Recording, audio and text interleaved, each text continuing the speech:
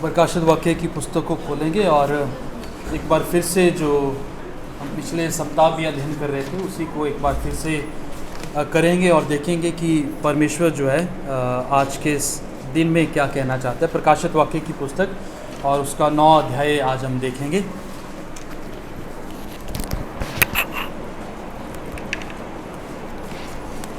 एक पद से लेके उसका 21 पद तक हम पढ़ेंगे और परमेश्वर के वचन को आदर देते हुए हम अपने स्थानों पे खड़े होंगे।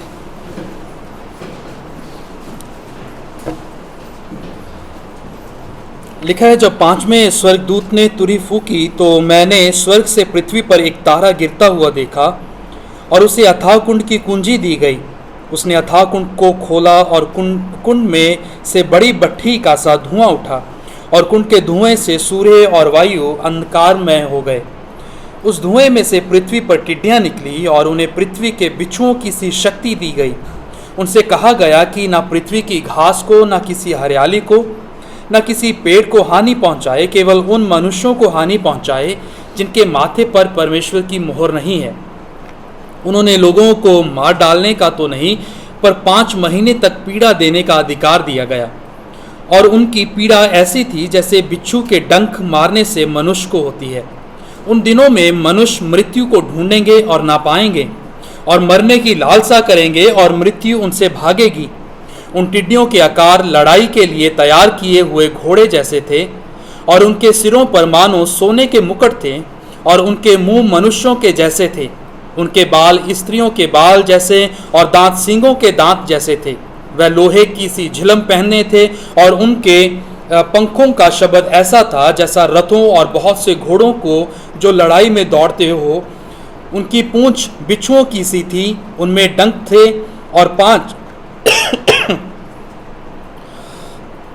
और उन्हें 5 महीने तक मनुष्यों को दुख पहुंचाने की जो शक्ति मिली थी वह उनकी पूंछों में थी। अथाह कुंड का दूत उन पर राजा था। उसका नाम इब्रानी में अबदोन और यूनानी में अपुल्योन है। पहली विपत्ति बीत चुकी, देखो अब इसके बाद 2 विपत्तियां और आने वाली हैं। जब छठवें स्वर्गदूत ने तुरही फूंकी तो सोने की वेदी जो परमेश्वर के सामने है उसके सींगों में से मैंने ऐसा शब्द सुना मानो कोई 6वें स्वर्गदूत से जिसके पास तुरही थी कह रहा हो, उन 4 स्वर्गदूतों को जो बड़ी नदी फुरात के पास बंधे हुए हैं खोल दे। वे चारों दूत खोल दिए गए जो उस घड़ी और दिन और महीने और वर्ष के लिए मनुष्यों की 1/3 के मार डालने को तैयार किए गए थे। उनकी फौज के सवारों की गिनती 20 करोड़ थी। मैंने उनकी गिनती सुनी। मुझे इस दर्शन में घोड़े और उनके ऐसे सवार दिखाई दिए जिनकी झिलमें आग और धूम्रकांत और गंधक की सी थी। उन घोड़ों के सिर सिंगों के सिरों के समान थे और उनके मुंह से आग, धुआं और गंधक निकलते थे। इन तीनों महामारियों अर्थात आग और धुएं और गंधक से जो उनके मुंह से निकलते थे मनुष्यों की 1/3 मार डाली गई, क्योंकि उन घोड़ों की सामर्थ उनके मुंह और उनकी पूंछों में थी। इसीलिए उनकी पूंछें सांपों जैसी थी और उन पूंछों के सिर भी थे और इन्हीं से वह पीड़ा पहुंचाते थे। बाकी मनुष्यों ने जो उन मारियों से ना मरे थे अपने हाथों के कामों से मन ना फिराया कि दुष्ट आत्माओं को की और सोने और चांदी और पीतल और पत्थर और काठ की मूर्तियों की पूजा ना करे, जो ना देख ना सुन ना चल सकती हैं, और जो खून और टोना और व्यभिचार और चोरी उन्होंने की थी उनसे मन ना फिराया। ये परमेश्वर का वचन है। कृपया अपने स्थान पर बैठ जाए। हम प्रार्थना करें। स्वर्गीय पिता प्रभु, हम विश्वास करते हैं कि ये आपके मुख से निकले हुए वचन है, जिन वचनों में जीवन है, जिनमें हमारे जीवनों में बदलाव लाने की सामर्थ्य है। तो प्रभु, हम आपसे विनती करते हैं कि एक बार फिर आप अपने वचनों के ज़रिए से हमसे बातें करें और हमें वो सारी चीज़ों को याद करने में सहायता करें जो हम भुला चुके हैं, ताकि हम आपके करीब आ सके, आपकी सच्चाई का सामना कर सकें, आपकी पवित्रताई का सामना कर सके। प्रभु, हमारी सहायता करें। प्रभु यीशु मसीह के नाम से मांगते हैं, आमीन। हम देख रहे हैं प्रकाशित वाक्य 9 अध्याय और उसका 1 से लेके 21 पद तक, जो पिछले सप्ताह हमने देखा था 8 और 9 अध्याय। लेकिन एक बार फिर से 9 अध्याय को हम देखेंगे। इसमें फिर से उसी बात का जिक्र करेंगे जो पिछले सप्ताह हम कर रहे थे कि परमेश्वर का न्याय का दिन या परमेश्वर का न्याय, द जजमेंट ऑफ गॉड और the day of judgement of God. जब हम 9 अध्याय में आते हैं, एक बात है जो हमें बार बार सचेत करती है, सावधान करती है, सोचने पे मजबूर करती है, और वो है परमेश्वर का न्याय। तो हमारे लिए इस बात को समझना सबसे पहले ज़रूरी है, इस बात के ऊपर गौर करें कि न्याय है क्या वास्तव में, यह न्याय क्यों ठहराया गया है, न्याय क्यों होना निर्धारित किया गया है। उसके बाद हम डिटेल में जाएंगे कि 9 अध्याय में प्रकाशित वाक्य में परमेश्वर किस न्याय की बात करे। लेकिन उससे पहले इस बात को डिफाइन करना बड़ा ज़रूरी है कि न्याय है क्या। क्या ये पनिशमेंट है, सज़ा है, या फिर कॉन्सिक्वेंसेस है, या परिणाम है चीज़ों का। तो जब हम पूरे पवित्र शास्त्र में देखते हैं और वचन का अध्ययन करते हैं, तो परमेश्वर की तरफ से हम पाते हैं कि एक ही चीज़ है जो परमेश्वर को न्याय करने के लिए भविष्य करती है, जब मजबूर करती है, और वो है हमारा पाप। अदरवाइज परमेश्वर ने कभी भी इस बात को नहीं सोचा था कि वो अपने लोगों का न्याय करेगा।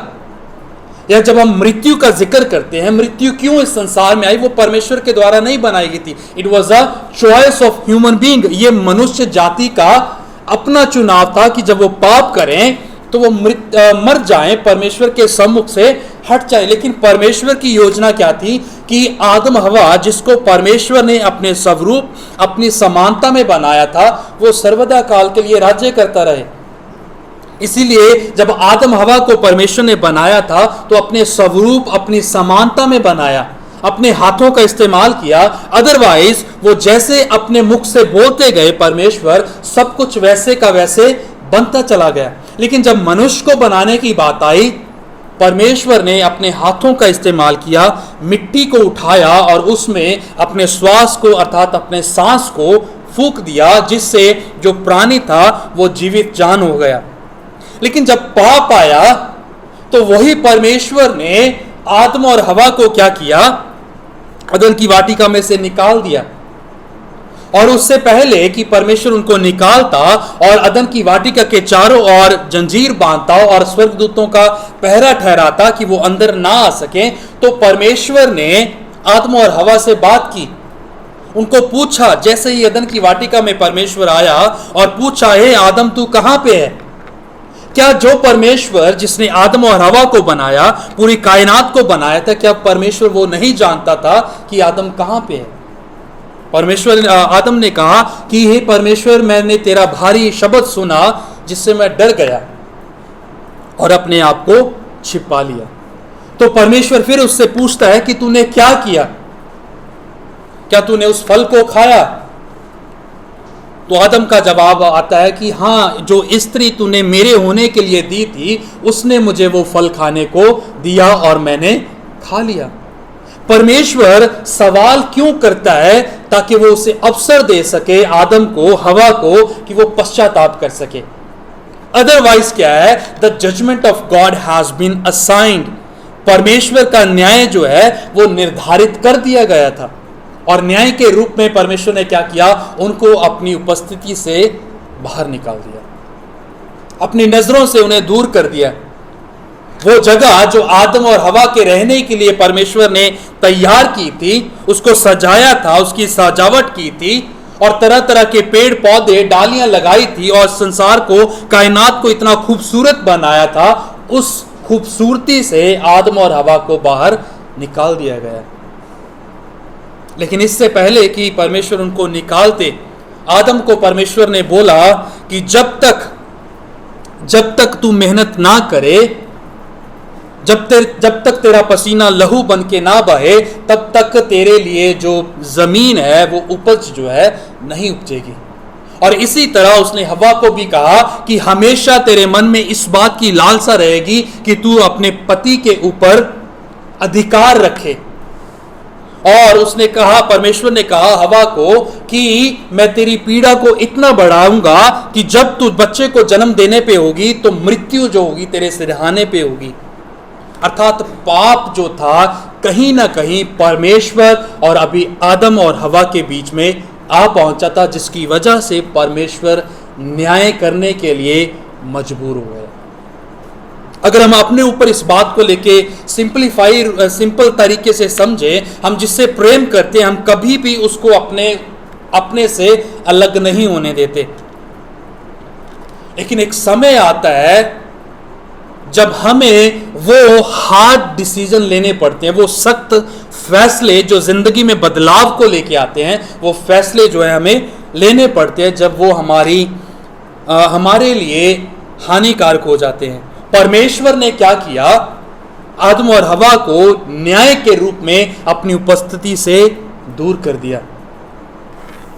इस कहानी पे मैं फिर लौटूंगा, हम प्रकाशित वाक्य में चलते हैं और यहां पे क्या हो रहा है कि जब पांचवा स्वर्गदूत, पहले पद में लिखा है पांचवें स्वर्गदूत ने तुरी फूकी, तो यूहन्ना कहता है कि मैंने स्वर्ग से पृथ्वी पर एक तारा गिरता हुआ देखा और उसे अथाह कुंड की कुंजी दी गई। उसने अथाह कुंड को खोला और कुंड में बड़ी भट्ठी का सा धुआं उठा और कुंड के धुएं से सूर्य और वायु अंधकारमय हो गए। और पिछले सप्ताह में बता रहा था कि जब भी अंधकार का जिक्र आता है या आग का जिक्र आता है वचन में, वो दो चीजों को दर्शाता है। पहला परमेश्वर की उपस्थिति को और दूसरा परमेश्वर के न्याय को। उत्पत्ति पहला अध्याय पहले पद में ही हम आते हैं कि जब परमेश्वर ने कहा, वचन में लिखा हुआ है कि आदि में परमेश्वर ने स्वर्ग और पृथ्वी को बनाया और धरती जो थी, पृथ्वी जो थी, वो बेडोल थी, उसका कोई भी आकार नहीं था, अंधकार छाया हुआ था। लेकिन उस समय में भी परमेश्वर का जो पवित्र आत्मा था वो उस पानी पे मंडरा रहा था, लेकिन अंधकार था, यानी कि परमेश्वर का न्याय जो था वहां पे था। और जब हम अपने जीवनों में किसी बात को लेकर निराश होते हैं, चुप हो जाते हैं, तब हम उसी चीज को महसूस करते हैं, अनुभव करते हैं जैसा परमेश्वर इस वक्त न्याय के रूप में या अंधकार को दिखा के कर रहा है। जब परमेश्वर लोगों के पापों को देखते हुए थक चुका है, लोगों के पापों को लगातार वो सहन करता है और ये समय आ पहुंचा है कि वो अभी लोगों का न्याय करेगा। अगर हम सिंप्लीफाई करें तो मैं इस बात को कहूंगा कि एक ही बात है जो परमेश्वर को हमारा न्याय करने के लिए मजबूर करती है, वो परमेश्वर का जो न्याय करने के लिए मजबूर करती है वो हमारे द्वारा किया गया परमेश्वर के विरुद्ध पाप है। We can do nothing to make God जज अस। हम कुछ भी ऐसा नहीं कर सकते जिससे परमेश्वर जो है हमारा न्याय करे, सिवाय इसके कि हम उसके विरुद्ध खड़े हो जाए। जब हम परमेश्वर के विरुद्ध चुनाव कर लेते हैं, that means we are inviting the judgement of God. हम परमेश्वर के क्रोध को, उसके न्याय को मांग कर रहे हैं कि परमेश्वर हमारा न्याय करे। और यहां पे परमेश्वर ने क्या किया? एक तारे को स्वर्ग से गिराया, पृथ्वी पर गिराया और अथाह कुंड में चला गया। और जब गया तो क्या हुआ? कुंड के धुएं से सूर्य, वायु अंधकार में हो गए। जब हम यशायाह की पुस्तक पढ़ते हैं, 29 और 30 अध्याय पढ़ते, तो वहां पे लूसीफर को गिराने की बात होती है। जब स्वर्ग से उसको गिराया गया था, जब उसमें घमंड आया, जब उसने परमेश्वर के विरुद्ध जाके अपनी उपासना की और परमेश्वर के नाम को तवज्जो ना देते हुए अपने आप की महिमा करवाने लगा, करने लगा, तो उसको फेंका गया। तो उसका फेंका जाना, स्वर्ग से फेंका जाना, इस बात को दिखाता है कि परमेश्वर का न्याय जो है कभी भी दरकिनार नहीं किया जाएगा। उसके न्याय से कोई भी बच नहीं सकता। और ये जो दूत था, या शैतान जो था, इसको स्वर्ग से गिराया गया था, परमेश्वर के साथ समय बिताता था। लेकिन एक समय आया जब उसको अथाह कुंड में गिराया गया और परमेश्वर का न्याय जो था उन पर पड़ा। दूसरी चीज जो हम देखते हैं, जो 3 पद से आगे जब हम पढ़ते वहां पे लिखा है, उस धुएं में से पृथ्वी पर टिड्डियां निकली और उन्हें पृथ्वी के बिच्छुओं की सी शक्ति दी गई। उनसे कहा गया कि ना पृथ्वी की घास को, ना किसी हरियाली को, ना किसी पेड़ को हानि पहुंचाए, केवल उन मनुष्यों को हानि पहुंचाए जिनके माथे पर परमेश्वर की मोहर नहीं है। परमेश्वर का न्याय क्या करता है? परमेश्वर का न्याय आता है ताकि लोग जो सही रीति से या साधारण तरीके से जब परमेश्वर की बातों के ऊपर ध्यान नहीं दे रहे, तो वो अभी जब परमेश्वर क्रोध कर रहा है उस समय में वो पलट जाएं। जब हम उत्पत्ति की पुस्तक में जाते हैं, 6 अध्याय पढ़ते हैं, जब नूह के समय में परमेश्वर लोगों के ऊपर क्रोधित था उनके पापों को देखकर, और दूसरे और तीसरे पद में लिखा हुआ है कि पृथ्वी पे पाप इतना बढ़ चुका कि वो परमेश्वर के सम्मुख पहुंच गया, और जब पाप पहुंचा तो परमेश्वर ने क्या कहा कि मैं पछताता हूं कि मैंने मनुष्य को बनाया। लेकिन उसके बाद परमेश्वर क्या करता है? नूह को कहता है कि एक बड़े जहाज को बनाता है, और परमेश्वर कहता है कि मैं अभी मींह बरसाऊंगा, बारिश होगी, and there will be a flood, जल प्रलय होगी जिससे परमेश्वर नाश करेगा। यदि पश्चाताप कर लेते तो वो बच जाते। यहां पे भी परमेश्वर क्या करता है, जो अद्भुत चीज है उसको मैं हाईलाइट बाद में करूंगा, लेकिन अभी के लिए मैं आपके सामने रखना चाह रहा हूं। जो यहां पे अद्भुत बात हो रही है, परमेश्वर ने कहा कि उन लोगों को, चौथे पद में उनसे कहा गया कि ना पृथ्वी की घास को, ना किसी हरियाली को, ना किसी पेड़ को हानि पहुंचाए, केवल उन मनुष्यों को हानि पहुंचाए जिनके माथे पर परमेश्वर की मोहर नहीं है। उन्हें लोगों को मार डालने का तो नहीं, पर 5 महीने तक पीड़ा देने का अधिकार दिया गया था। The beauty of God is, परमेश्वर की जो खूबसूरती है वो ये है कि even when God is angry, he does not forget to be merciful. वो जब क्रोधित भी होता है वो तब भी दया करनी जो है भूलता नहीं। ये लोग जो परमेश्वर के विरुद्ध मार्ग चुन रहे थे, डिजर्व क्या कर रहे थे? परमेश्वर का न्याय, कि परमेश्वर उनको भस्म कर देता। लेकिन परमेश्वर ने क्या कहा? टिड्डियों को लगा दिया, उन्हें जॉब दे दी कि 5 महीने तक इन्हें सताना है, लेकिन इनमें से कोई भी मरना नहीं चाहिए। परमेश्वर चाहता तो एक डंक में वो मर जाते, लेकिन परमेश्वर कहते कि इनमें से कोई मरना नहीं चाहिए। और ये सिर्फ उन लोगों के लिए है जिनके माथे पर मोहर नहीं आता, वो जो मसीह में विश्वास नहीं कर रहे, वो जो मसीह को नहीं जानते, and that become a opportunity for them to know God. ये उनके लिए एक अवसर बन गया कि इसके दौर से परमेश्वर को वो जान सके। जैसे हमारे प्रधानमंत्री ने कोविड के टाइम में कहा था कि जो आपदा है वो अवसर है, यानी कि जब समस्या आती है तो वो हमारे लिए एक मौका होता है बेहतर बनने का, अपने आप के कुशल को, अपने हुनर को दिखाने का। तो इस बात को समझना, जब ये समय चल रहा था, जब लोग पाप में घिरे हुए हैं, पाप को गले लगाए हुए हैं और पाप में धुसे हुए हैं, तब परमेश्वर उनके पास आता है और उनके ऊपर अपने न्याय को बोलता है। बट देन न्याय के साथ साथ वो उनको कहते हैं कि ये मरेंगे नहीं। मृत्यु किस चीज का प्रतीक है? परमेश्वर के न्याय का। क्योंकि जब उत्पत्ति पढ़ते हैं 3 अध्याय में, परमेश्वर ने कहा था कि जैसे ही तुम इस फल को खाओगे तुम क्या करोगे? निश्चय तुम मर जाओगे। बट परमेश्वर यहाँ पे बोल रहा है कि तुम मरोगे नहीं, इस पीड़ा को सहन करोगे। कैसे आएंगी पीड़ा? 5 महीने का जो जिक्र आया है यहाँ पे, जो टिड्डियों का जो स्पैन ऑफ लाइफ होता है, जो पूरा जीवन काल होता है, वो 5.5 महीने का होता है। इससे ज़्यादा वो जी नहीं सकते। जो एवरेज, जो औसतन जीवन होता है उनका, वो 3.5 महीने होता है। अगर मैक्सिमम लाइफ टिड्डी की देखी जाए तो वो 5.5 महीने होती है। तो उस चीज़ को यहाँ पे जो है बताता है परमेश्वर की, जो वो दुख सहेंगे, जब पीड़ा सहेंगे, जब सताव को झेलेंगे, बीमारियों का सामना करेंगे, यातनाओं से होके गुजरेंगे, वो 5.5 महीने के लिए होंगी। And then there will be a full stop. फिर जो वो है वो उनके सताव के ऊपर, उनकी विपत्तियों के ऊपर विराम चिन्ह लग जाएगा। लेकिन ये जो टिड्डियां छोड़ी गई, इनका जो आकार है, या ये दिखती कैसी हैं, वो इतनी भयानक हैं, जिसके बारे में लिखा गया 3 पद में कि वो पृथ्वी के बिच्छुओं की सी शक्ति जो है उन्हें दी गई है। पृथ्वी के बिच्छुओं की शक्ति उन्हें दी गई है, और उनका डंक जो है इतना जहरीला है जिससे जहरीली कोई चीज हो नहीं सकती। लेकिन हैरान कर देने वाली बात क्या है कि जब ये टिड्डियां उन्हें काटेंगी तो भी ये लोग मरेंगे नहीं। 5वें पद में लिखा हुआ है, उन्हें लोगों को मार डालने का तो नहीं, पर 5 महीने तक पीड़ा देने का अधिकार दिया गया, और उनकी पीड़ा ऐसी थी जैसे बिच्छू के डंक को मारने से मनुष्य की होती है।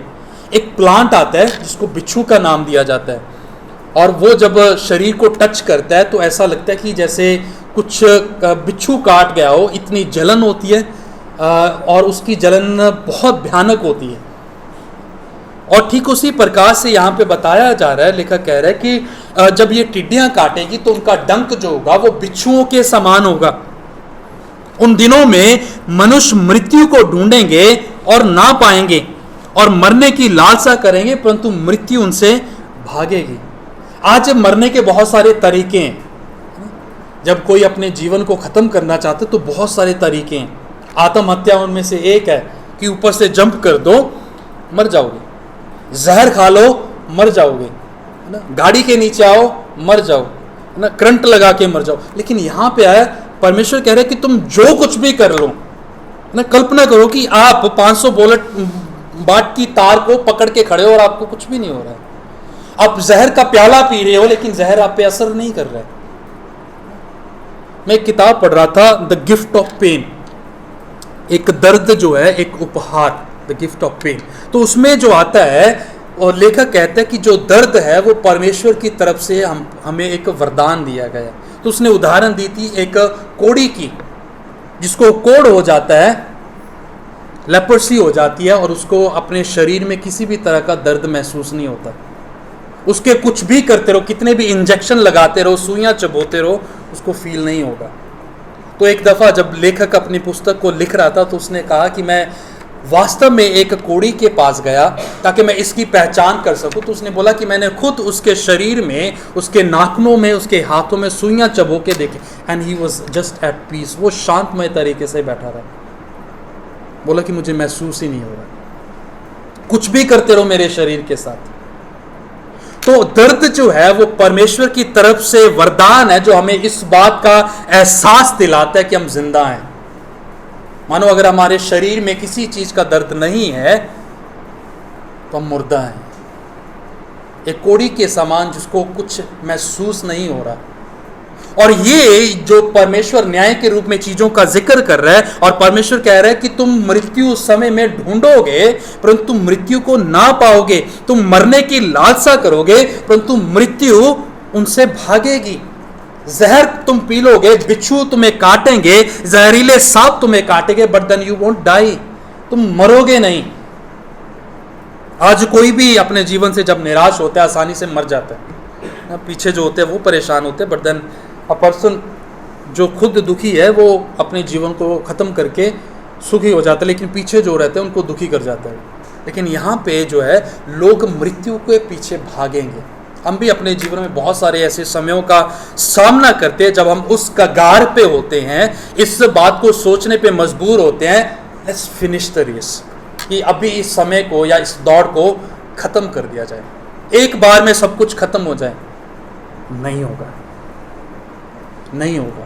और ये उनका जीना जो है वो परमेश्वर की तरफ से आशीष ना होकर ये परमेश्वर की तरफ से न्याय है, कि वो 5.5 महीनों की पीड़ाओं को झेलेंगे और वो दर्द इतना भयानक होगा जिसका एहसास जो है उन्हें नहीं होगा। और ये टिड्डियों का जो डिस्क्रिप्शन दी है मैं उसमें नहीं जाऊंगा, आप इसको पढ़ सकते हैं, लेकिन ये इतना डिटेल इसीलिए दी गई है ताकि उस पीड़ा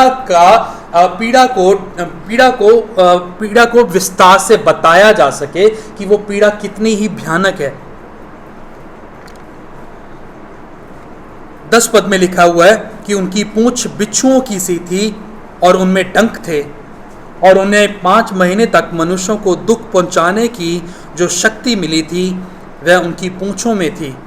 अथाह कुंड का दूत उन पर राजा था, उसका नाम इब्रानी में अबदोन और यूनानी में अपुल्लोन था, और इन दोनों का शब्दों का अर्थ होता है द डिस्ट्रॉयर, विनाशक, जो नाश करता है। हिंदी में जो इसका मतलब निकलता है वो होता है नाश करने वाला। और यहाँ पे इसको ठहराया गया था कि वो लोगों के ऊपर अत्याचार करेगा। और उसका रिजल्ट क्या चाहता था परमेश्वर की, जब ये पीड़ाएं उन पर डाली जाएं तो क्या हो, वो परमेश्वर के सम्मुख लौटे। जब हम अपने जीवन को देखते हैं, हमारा जीवन जो है जब सब कुछ सही चलता है, वी डोंट रिमेंबर गॉड, हम परमेश्वर को याद नहीं करते, हम परमेश्वर के पीछे चलना भी नहीं चाहते, हम परमेश्वर को मानो भूल जाते हैं। अपनी अभिलाषाओं को, अपनी ज़रूरतों की पूर्ति करने के लिए जिस प्रकार से हम जीना चाहते हैं उसी प्रकार से जीते रहते हैं। But then a time comes, एक समय आता है जब परमेश्वर हमें अपने करीब लेके आता है। और मैं इस बात को कहूँगा, अगर दर्द हमें परमेश्वर के पास नहीं लेके आ रहा, जहाँ जो पीड़ा में हम हैं, जहाँ जिन विपत्तियों में हम हैं, जहाँ जिन समस्याओं में, परिस्थितियों में हम हैं, अगर वो हमें परमेश्वर की ओर नहीं लेके जा रही, then nothing else will drive us to God। फिर कोई भी चीज़ जो है हमें परमेश्वर के पास नहीं लेके जा सकती, कोई भी चीज़ नहीं है। तो अगर हम समस्या में हैं, बीमारी में हैं, विपत्तियों को झेल रहे हैं, आपदा में हैं, निराशा में हैं, हो सकता है कि वो परमेश्वर ने ठहराई हो कि हम परमेश्वर की ओर फिरें। और अगर हम उस अवसर को खो देंगे, अगर उस समय में परमेश्वर की ओर नहीं रुक करेंगे, तो परमेश्वर हो सकता है कि दूसरा अवसर जो है वो ना दे। परमेश्वर ने 5.5 महीने इन लोगों के लिए ठहराए ताकि इस मुश्किल दौर में जब वो पीड़ा से होके गुजरेंगे तो at least they must remember God, वो परमेश्वर को याद करें। But instead of remembering God, वो परमेश्वर को याद करने की बजाय परमेश्वर को भूल गए। हम जब अपने जीवन में देखें, जब जिस समस्या में हम हैं, परिस्थितियों को झेल रहे हैं, तो क्या वो हमें परमेश्वर की ओर लेके जा रही है, जब परमेश्वर को कोसने का काम कर रही है? कि हम परमेश्वर को कोसते हैं कि परमेश्वर ऐसा क्यों हुआ, या हम उसके ऊपर अपने विश्वास को, अपने जीवन को बिल्डअप कर रहे हैं कि ये मेरे लिए अवसर है कि मैं परमेश्वर के पास आ जाऊं, अपने जीवन से उन परिस्थितियों से फिर जाऊं ताकि मैं परमेश्वर के सम्मुख जाऊं और परमेश्वर की इच्छाओं के अनुसार आ जाऊं। हमारे रोज़मर्रा के जीवन में बहुत सारी ऐसी बातें जो हमें कहीं ना कहीं दर्द देती हैं, तकलीफ देती है, but then if they are not driving us to God, यदि वो हमें परमेश्वर की तरफ नहीं लेके जा रही, तो फिर कोई और चीज़ जो है हमें परमेश्वर से नहीं लेके जाएंगी, परमेश्वर के पास नहीं लेके जाएगी। विनाशक उनके लिए छोड़ दिया गया है। 11 पद में, 12 पद में लिखा है, पहली विपत्ति बीत चुकी, देखो अब इसके बाद 2 विपत्तियां और आने वाली हैं। पहली विपत्ति क्या थी कि परमेश्वर ने टिड्डियों का एक दल था छोड़ा, जो 5.5 महीने तक उन लोगों के ऊपर सताव करेगा, और 5 महीने तक सताव करेगा। और उसके बाद 13 पद में, फिर जब छठवें स्वर्गदूत ने तुरी फूकी तो सोने की वेदी जो परमेश्वर के सामने है, उसके सींगों में से मैंने ऐसा शब्द सुना मानो कोई छठवें स्वर्गदूत से जिसके पास तुरी थी कह रहा हो, उन 4 स्वर्गदूतों को जो बड़ी नदी फुरात के पास बंधे हुए हैं खोल दे। वह 4 दूत खोल दिए गए जो उस घड़ी और दिन और महीने और वर्ष के लिए मनुष्यों की 1/3 के मार डालने को तैयार किए गए थे। उनकी फौज के सवारों की गिनती 20 करोड़ थी। मैंने उनकी गिनती सुनी। मुझे इस दर्शन में घोड़े और उनके ऐसे सवार दिखाई दिए जिनकी झिलमें आग और धूम्रकांत और गंधक ही सी थी, और उन घोड़ों के सिर सिंगों के सिरों के समान थे, और उनके मुंह से आग, धुआं और गंधक निकलते थे। इन तीनों महामारियों अर्थात आग और धुएं और गंधक से जो उनके मुंह से निकलते थे, मनुष्यों की 1/3 मार डाली गई। पहले समय में 5 पद में परमेश्वर उन्हें विपत्तियां डाल रहा था, टिड्डियां उन पर भेजी गई, उनकी मृत्यु नहीं हो रही थी। लेकिन जब दूसरी तुरी फूकी गई, जब छठवें स्वर्गदूत ने तुरी फूकी, तो क्या देखा है कि स्वर्गदूत निकले और उस दर्शन में घोड़े और उनके ऐसे सवार जो दिखाई दिए यूहन्ना को, जिन्होंने झिलमे आग और धूम्रकांत और गंधक की सी थी, ऐसे वो दिखाई दे रहे थे। और जैसा मैंने कहा कि आग जो है वो हमेशा परमेश्वर के या तो उपस्थिति को या परमेश्वर के न्याय को दिखाती है, और जो कोई उनके सामने आता जा रहा था उस सबको वो भस्म करते जा रहे थे। No matter how sin reigns, ये मायने नहीं रखता कि पाप कितना बढ़ रहा है, लेकिन ये जो सच्चाई है वो ये है कि एक दिन पाप जो है उसका न्याय किया जाएगा। No sin will be go अनपनिश्ड, कोई पाप ऐसा नहीं है जिसकी सजा जो है नहीं है। और खास तौर पे वो तब जब हम पवित्र परमेश्वर के सामने खड़े होंगे, और वो परमेश्वर जिसने अपने बेटे की परवाह नहीं की, उसको भी दंडित किया जब उसके ऊपर पाप था, उससे भी मुख को फेर लिया। तो हमारे बारे में अगर हम सोचे तो हमसे क्या परमेश्वर करेगा। उनके ऊपर मृत्यु जो थी आन पड़ी। लिखा है कि 18 पद में, मनुष्यों की 1/3 मार डाली गई, क्योंकि उन घोड़ों की सामर्थ उनके मुंह और उनकी पूंछों में थी, इसीलिए उनकी पूंछें सांपों जैसी थी, और उन पूंछों के सिर भी थे, और उन्हीं से वह पीड़ा पहुंचाते थे। जिन लोगों के ऊपर पीड़ा पड़ी, उस पीड़ा झेलने वाले व्यक्तियों का 1/3 हिस्सा जो था वो मार डाला गया। और बाकियों के लिए संदेश क्या था? संदेश क्या था? कि अगर तुम अभी भी पश्चाताप नहीं करोगे, तुम्हारे साथ भी यही होगा, तुम भी मारे जाओगे। जैसे जब हम उत्पत्ति में जाएं और सदोम और गमोरा के बारे में सोचें, जहाँ पे परमेश्वर ने आग जला के वहाँ का विनाश किया था, भस्म कर दिया था, और लूत को बचाया था, और लूत की पत्नी ने जब पीछे मुड़ के देखा तो वो नमक का खंभा बन के रह गई थी।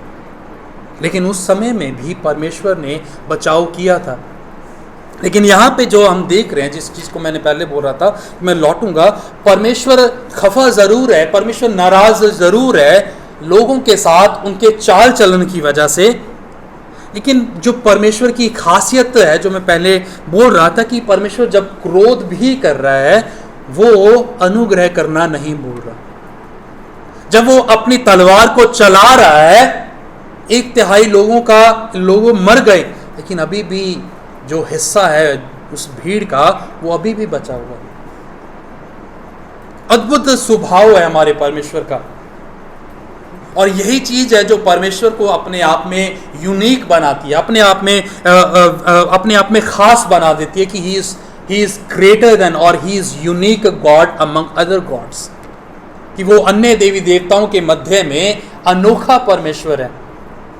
वो क्रोध भी करता है और वो अनुग्रह भी करता है, जैसे हम गाते भी हैं, आपे बन्ने पट्टिया, आपे जो है अपने आप वो चोट भी देता है और अपने आप हम पे मरहम भी लगाता है। वो चोट इसीलिए देता है ताकि हम उसकी ओर फिरें, और मरहम इसीलिए क्योंकि वो हमसे प्रेम करता है। और जब भी परमेश्वर का वचन जाता है वो 2 चीज़ों को करता है, it brings the judgement of God and it saves the people of God. वो परमेश्वर के लोगों के ऊपर न्याय, जो उसकी बात नहीं मानते उन पर न्याय आता है, और जो तौबा करते हैं, जो पश्चाताप करते हैं, परमेश्वर उन्हें बचा लेता है। और जिन लोगों ने पश्चाताप किया होगा इस समय में, वो बच गए होंगे, और जिन्होंने नहीं किया वो मारे गए। ये 1/3 लोग जो थे इसीलिए मारे गए क्योंकि उन्होंने परमेश्वर की आवाज़ को नहीं सुना। और बाकी जो भीड़ थी उन्होंने क्या किया? 20 पद में लिखा है, बाकी मनुष्यों ने जो उन मारियों से ना मरे थे, अर्थात जब टिड्डियां भेजी गई थी, स्वर्गदूत निकले थे जिन्होंने आग की झिलमें पहनी हुई थी, और सारी मरियां जो उन पे आ पड़ी थी उससे ना मरे थे। 20 पद में, अपने हाथों के कामों से मन ना फिराया, कि दुष्टात्माओं की और सोने और चांदी और पीतल और पत्थर और काठ की मूर्तियों की पूजा ना करें, जो ना देख ना सुन ना चल सकती हैं। इसीलिए परमेश्वर ने 1/3 लोगों को मारा ताकि बाकी बचे जो लोग हैं उनसे सीखें कि यदि वो भी पश्चाताप नहीं करेंगे तो वो भी इसी तरह से मारे जाएंगे। पहले क्या होता था, जब किसी की मृत्यु होती थी और जिस बॉक्स में उसको बंद किया जाता उस बॉक्स के ऊपर लिखा जाता था, अभी नहीं लिखा जाता लेकिन पहला लिखा जाता था, आज मेरी बारी कल तेरी है। यानी कि आज मैं मर गया कल तुझे मरना। Means the death of a person is a reminder for other one. किसी व्यक्ति की जब मृत्यु होती है वो दूसरे व्यक्ति के लिए एक रिमाइंडर होता है, उसे याद दिलाने के लिए कि तेरी मृत्यु होना भी निश्चित है, देर सवेर में तेरी मृत्यु भी होगी। और यहाँ पे जो हो रहा है, जब उनकी मृत्यु हुई तो वो दूसरे लोगों के लिए सीख थी, तुम्हारे साथ भी ऐसा किया जाएगा। और इसीलिए प्रेरितों के काम में लिखा है कि तुम तौबा करो और बपतिस्मा लो ताकि परमेश्वर की ओर से तुम्हारे लिए सुख के दिन हो, अच्छे दिन आए परमेश्वर की तरफ से, वो दिन जो परमेश्वर ने निर्धारित किए हैं, परमेश्वर के न्याय के दिन नहीं। परमेश्वर नहीं चाहता कि परमेश्वर के लोग, जो उसकी बनाई हुई सृष्टि है, जो उसकी समानता और स्वरूप में बनाए गए लोग हैं, उनमें से कोई भी नाश हो। लेकिन हमारे चुनावों की वजह से हम परमेश्वर के विरुद्ध चले जाते हैं और जिसकी वजह से परमेश्वर को वो सब करना पड़ता है। और मैं सोचता हूँ कि यहाँ पे जो दुखमय बात हो रही है, जो अपने आप में उदासनीय पद जो है वो ये है कि अभी तक भी जो 21 पद में लास्ट 4 शब्द जो लिखे हुए हैं कि उसने मन ना फिराया, फिर भी मन ना फिराया। हमारे जीवन में बहुत सारी हलचलें हैं, बहुत सारी ऐसी चीज़ें हैं जिनकी हम कामना नहीं करते, but then there are the opportunity for us to get closer to God। वो हमारे जीवन में एक अवसर की तरह है ताकि हम परमेश्वर के सम्मुख जुड़ जाएं, परमेश्वर के करीब आ जाएं। लेकिन अगर हम आज भी नहीं आ रहे तो हम कभी भी नहीं आ सकते। और इन सारी चीज़ों के बावजूद भी लोगों ने अपने मन को इतना हठीला कर दिया कि उन्होंने अपने मन को ना फिराया। और इसीलिए इब्रानियों का लेखक कहता है, और 95 ज़बूर में भी आता है कि अब जब तुम परमेश्वर की आवाज़ सुनो तो अपने हृदय को कठोर मत करना। आज जब तुम परमेश्वर की आवाज़ को सुनो तो अपने हृदय को, अपने मन को कठोर ना करना, परंतु अपने हृदय को नम्र करते हुए परमेश्वर की तरफ से उस हठीलेपन को तोड़ देने के लिए प्रार्थना करना कि हे परमेश्वर, मेरा न्याय ना कर, क्योंकि मैं तेरे न्याय को जो पवित्र है झेल नहीं पाऊंगा। हमारे लिए अवसर है, क्योंकि हम भी इस संसार में जीवन को जी रहे हैं, उतार चढ़ाव में जी रहे हैं, बहुत सारी गलतियां हमारे जीवन में हैं जो नहीं होनी चाहिए। तो उस बीच में परमेश्वर हमसे कह रहा है, और हमें आस पास में जो हमारे इर्द गिर्द हो रहा है उससे सीख लेने की ज़रूरत है कि यदि हम आज भी मन ना फिराएं तो हमारा नाश होना निश्चित है। परमेश्वर ने दिन ठहराया है और वो दिन जो है वो ज़्यादा दूर नहीं है। इससे पहले कि वो दिन आ जाए हमारे पास अवसर है कि हम मन को फिराएं। और परमेश्वर का जो अनुग्रह है हम पर कि उसने हमें पीड़ा तो दी है, लेकिन साथ में उसने मरहम भी लगाई है। अगर हम दुख में हैं तो उसने अपनी आत्मा को हमें दिया है, जो हमारा सहायक है, जो हमें तसल्ली देता है, जो हमें अपलिफ्ट करता है, जो हमें हमारी निराशाओं में उठाता है। वो हमें छोड़ेगा नहीं, हमें त्यागेगा नहीं, परंतु हमारे साथ साथ, हमारे आगे आगे हमारा हाथ पकड़ कर हमारे साथ चलता रहेगा। Because he is God the Emmanuel. परमेश्वर हमारे साथ, वो हमारे साथ है। और इसीलिए हम इस बात को कह सकते हैं कि परमेश्वर का न्याय जो है वो सच्चा है। लेकिन यीशु मसीह के ज़रिए से, या यीशु मसीह ने जो मेरे लिए किया है, और अब जब मैंने उस पर विश्वास किया और उसकी आज्ञाओं के ऊपर मैं अपने जीवन को जी रहा हूँ, आई एम सेव्ड। मैं बचाया गया हूँ सर्वदा काल के लिए। क्योंकि सिर्फ एक बार की गई प्रार्थना, जो पश्चातापी प्रार्थना है, वो हमें सर्वदा काल के लिए सुरक्षित नहीं करेगी। हमारा जीवन इस बात को दिखाएगा कि हम बचाए हुए हैं।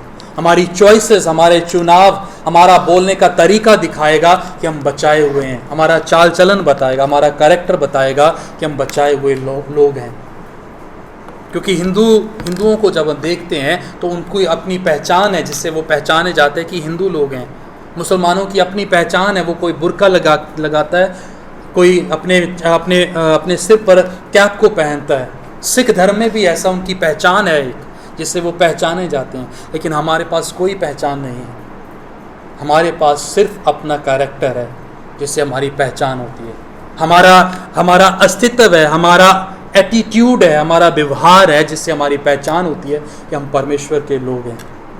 अगर हम उसको दिखाने में असफल हो रहे हैं, दैट मीन्स कि हम अभी भी बचाए गए नहीं। मैं बचाए होने का ढोंग कर रहा हूँ जो हम सबको बहुत अच्छे से आता है, बट द रियलिटी इज़, जो वास्तविकता है, हम बचाए हुए नहीं हैं। क्योंकि अगर हम बचाए हुए होते तो हमारा स्वभाव जो होता वो परमेश्वर की तरह होता, हमारा जो बातचीत होती वो परमेश्वर की तरह होती।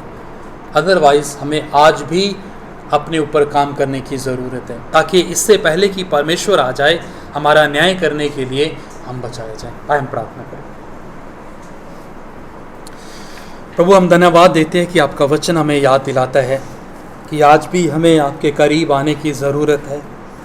यदि हमें आपके न्याय से कोई बचा सकता है तो परमेश्वर, वो सिर्फ आप हैं। तो प्रभु, हमारी विनती है कि उन सारे पापों को जो हमने दफन कर दिए, जिनको हमने कहीं ना कहीं दबोच के रख लिया और टाइम टू टाइम वो हमारे जीवनों में दस्तक देते रहते हैं, हमें आप उनसे आज़ाद करें, उन बंधनों से आज़ाद करें और हमें अपने आप से बचाएं प्रभु। हमें नम्र करें प्रभु, हमें दीन करें और हमें अपने जैसा बनाएं, ताकि प्रभु जो हमारे इर्द गिर्द हो रहा है वो हमें इस बात के लिए प्रेरित करे कि हमें आपकी ज़रूरत है। We need you God more than anything else.